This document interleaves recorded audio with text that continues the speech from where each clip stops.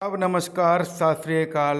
मैं आपका भाई राकिम खान, एनआर हेल्प न्यूज़ समाचार दिल्ली से उत्तर प्रदेश तक में आपका बहुत बहुत स्वागत करता हूं, बहुत बहुत खैर मकदम करता हूं। आज एक बात आप लोगों से बड़ी ज़रूरी है जो मैं कहना चाहता हूं। देखिए, माँ बाप इंसान के लिए वो खुशी हैं कि माँ बाप का चेहरा देखने के बाद आपके दिल में जो मोहब्बत जो उनसे जगती है, शायद वो किसी को देखने के बाद हो। हम कुछ भी कहें, लेकिन हमारे माँ बाप हमारे लिए हमारी ज़िंदगी हैं। अगर हमें कुछ हो जाता है तो उनकी चीख निकल जाती है। लेकिन दूसरी तरफ कुछ गलतफहमियाँ आज औलादों को हैं कि हमारे माँ बाप हमसे मोहब्बत नहीं करते। लेकिन हमारे कर्म, हमारी आदतें, हमारे जो रोल होते हैं, जो हमारे माँ बाप को पसंद नहीं होते, हम वो काम करते हैं। इसलिए हमारे माँ बाप को हमारे कामों से, हमारी शैतानियों से ज़रूर नफ़रत हो जाती है, लेकिन हमसे, हमारी सूरत से कभी भी हमारे माँ बाप को नफ़रत नहीं होती। औलादें कहीं ना कहीं गलत होती हैं, लेकिन दूसरी तरफ मैं आपको बता दूं कि अभी अभी एक वाक़या मेरे सामने आया।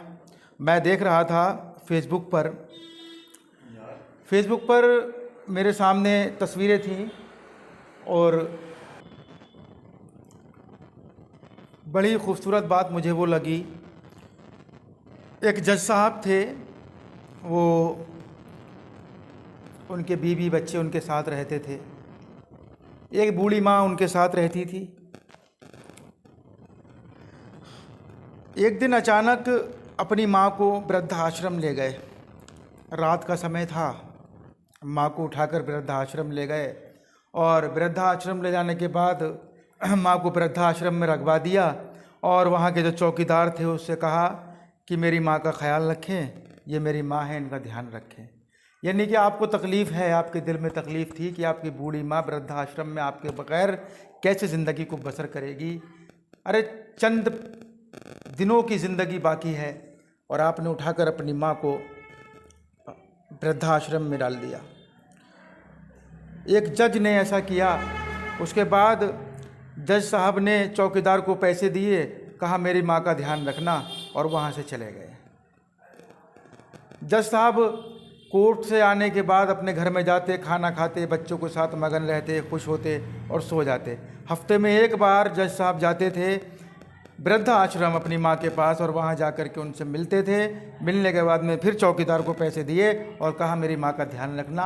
एक दिन चौकीदार ने बड़ी हिम्मत करके इतनी बड़ी बात जज साहब से कह दी, जो कि छोटी सी बात लग रही थी, लेकिन जज साहब के दिल पर जा लगी वो बात। आपको बताऊँगा तो शायद आपके भी आंसू निकल आए। चौकीदार ने कहा सर आप जज हैं, फिर भी अपनी माँ को आपने वृद्धाश्रम में लाकर डाल दिया है। आपकी माँ रोती रहती हैं, रोते रोते सो जाती हैं। आपके बच्चों को और आपको याद करते करते सुबह से शाम गुजर जाती है। न जाने किस टाइम उनको रात को नींद आती है, नींद आती भी है, नहीं आती है, ये भी हम नहीं कह सकते। तो जज साहब ने कहा मैं मजबूर हूँ, अब आप ही बताओ, मेरे घर में मेरी एक बीवी, 2 बच्चे हैं। मेरी बीवी ने मुझसे कहा कि अपनी माँ को वृद्धाश्रम छोड़ाओ, वरना मैं तुम्हें छोड़ दूँगी। अब आप ये बताओ मैं क्या करता। इसलिए मैंने मजबूरी में अपनी माँ को वृद्धाश्रम में छोड़ दिया। जज साहब का ये जवाब था चौकीदार के लिए। चौकीदार ने फ़ौरन जज साहब से कहा आप दुनिया के फ़ैसले अदालत में बैठकर करते हैं, आप अदालत में बैठकर सही और गलत की पहचान कराते हैं, अदालत में आप लोगों को सज़ा देते हैं। आप जज होकर ये नहीं समझ पाए कि आपके घर में कौन गलत और कौन सही था। जज साहब आपको ये मालूम होना चाहिए कि आपने गलत फ़ैसला किया है। आपके घर की अदालत में आपने गलत फ़ैसला कर दिया है। आप भले से जज हैं, लेकिन आपने ये अंदाज़ा लगा लिया होता कि मैं सही कर रहा हूँ या गलत कर रहा हूँ। आपने 2 लोगों के बीच जो फ़ैसला, जो निर्णय लिया है वो गलत लिया है। आप खूब अच्छे से जानते हैं कि आपकी बूढ़ी माँ आपके बगैर इस वृद्धाश्रम में कैसी रहती होगी। आप मुझे पैसे तो दे जाते हैं जिससे मैं आपकी माँ के लिए कुछ अच्छा खाने को दे देता हूँ।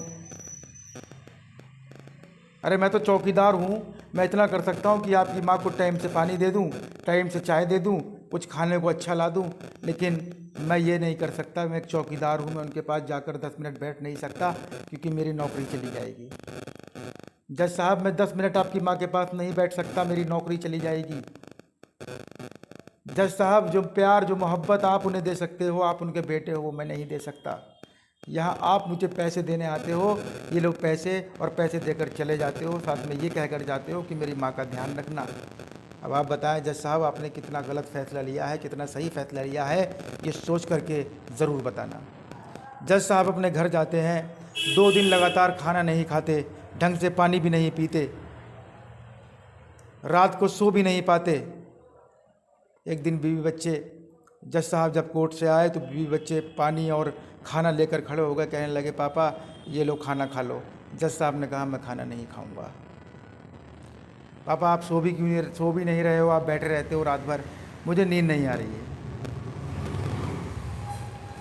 जज को अचानक गुस्सा आया। जज ने कहा, अपनी वाइफ से कहा कि मैं तुम्हें तलाक देना चाहता हूँ, और एक पर्चा अपने बच्चों को लिख कर दे दिया। कहा लो बच्चों, आज से ये सब कुछ तुम्हारा, और मैं तुम्हें तलाक दे रहा हूँ। अपनी बीवी से कहा। बच्चों को प्रॉपर्टी कहा सब तुम्हारी। बीवी से कहा मैं तुम्हें तलाक दे रहा हूँ। बच्चे रोने लगे, पैरों में गिर गए, पापा बताओ क्या गलती हो गई हमसे। जज साहब ने कहा आपसे गलती नहीं हुई है, मैं अपनी माँ के पास जा रहा हूँ, वहीं वृद्धाश्रम में रहूँगा। ये कह करके जज साहब वृद्धाश्रम पहुँचे। जाकर देखा तो उनकी माँ सो रही थी, और सोते से उनकी माँ के सीने से पूरे परिवार की तस्वीरें लिपटी हुई थी। देखा आंखों से आंसू अभी सूखे भी नहीं थे, आंखों से आंसू जारी थे, सूखे भी नहीं थे, और माँ आँखें बंद करके लेटी हुई थी, और उनकी आंखों से वो आंसू जो निकल रहे थे। जज साहब ने जब देखा तो जज साहब से रहा नहीं गया, माँ के कदमों को पकड़ लिया, माँ के पैरों को पकड़ कर रोने लगे, कहने लगे माँ मैं भी तेरे साथ रहूँगा, मैं आ गया हूँ। माँ उठी। उठने के बाद उस तस्वीर को जो अपने सीने से लगी हुई थी, अपने बेटे बहू और बच्चों की तस्वीर जो वृद्धाश्रम आते समय माँ घर में से चुरा कर ले आई थी। माँ ने ये नहीं सोचा कि मुझे वृद्धाश्रम लेकर जाया जा रहा है, मैं कुछ पैसे चुरा लूँ या कुछ कपड़े ले जाऊँ अच्छे, या खाने का कोई चीज़ चुरा लूँ। माँ ने एक चीज़ चुराई, वो थी अपने बच्चों की तस्वीर। इसे सीने से लगाकर रोना दिनों रात रोना माँ का काम था। अब पीछे से देखा तो जज साहब के बच्चे और बीवी भी चले आ रहे हैं, और आके गिड़गिड़ाते हुए रोने लगे, कहने लगे जज साहब अब हमसे गलती हो गई, हमें माफ़ कर दो। तो जज ने कहा कि बताओ, आज अगर तुमने एक बूढ़ी माँ को वृद्धाश्रम में छुड़वाया है, कल तुम्हारे भी बच्चे हैं, कल तुम्हारे बच्चे भी तुम्हें वृद्धाश्रम छोड़ सकते हैं। क्या करोगी तुम जब तुम बूढ़ी हो जाओगी और तुम्हारे ये दोनों लड़के तुम्हें खुद वृद्धाश्रम छोड़ कर आएंगे, तब तुम क्या करोगी। ये सुनकर जज साहब की वाइफ की आंखें खुल जाती हैं, और उसके बाद अपनी माँ से, अपनी सास से कहती हैं माँ जी घर चलिए, आपके बगैर घर सूना है। वही वृद्धाश्रम के मालिक कहते हैं कि नहीं, आप इन्हें नहीं लेकर जा सकते, अगर आपने इन्हें जान से मार दिया तो। तभी वृद्धाश्रम के मालिक को जज साहब की बीवी जवाब देती है, नहीं, आज तक हमसे बहुत बड़ी गलती हुई है, हमें इस गलती का प्रायश्चित करने दो, हम अपनी माता को अपने घर लेकर जाएंगे और इन्हें एक नई ज़िंदगी देंगे। इस तरह से जज साहब और उनके बच्चे उस बूढ़ी औरत को, यानी अपनी बूढ़ी माँ को, अपने जो बच्चे थे वो अपनी बूढ़ी दादी को वृद्धाश्रम से लेकर के घर जाते हैं, और उनकी एक नई ज़िंदगी, नए सिरे से ज़िंदगी शुरू करते हैं। वही जज साहब की बीवी जो कि उस बूढ़ी औरत की बहू थी, वो बेटी की तरह उनकी सेवा करती है, और इस तरह से उनका परिवार एकदम खुशहाल परिवार बन जाता है। जज साहब खाना भी खाने लगते हैं, पीने भी लगते हैं, पानी भी पीने लगते हैं, और सोने भी लगते हैं। आप ये वो इसलिए कहानी मैंने आपको बताई कि कभी ज़िंदगी में अपनी माँ से, अपने बाप से कितना भी नाराज़ रह लें, लेकिन कभी ऐसा ना सोचें कि अपने माँ बाप को वृद्धाश्रम में ले जाकर डाल दें।